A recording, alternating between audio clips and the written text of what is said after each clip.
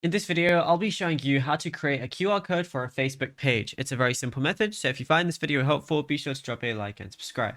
And anyways, getting into it, it's very easy to go ahead and do this, and you can do it on literally anything you're using.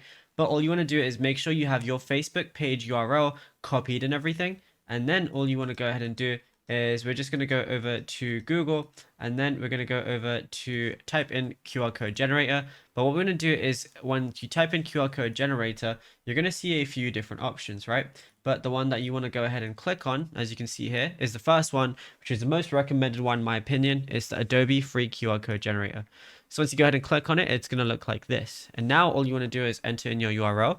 So at this point, just enter in the URL for your Facebook profile. So just paste it.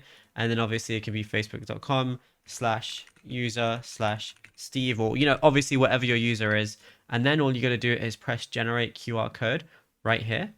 And then once you see it, it's going to look like this. And then you can scan the QR code to test it out. And yeah, it's as simple as that. Now, if you found this video helpful, drop a like and subscribe.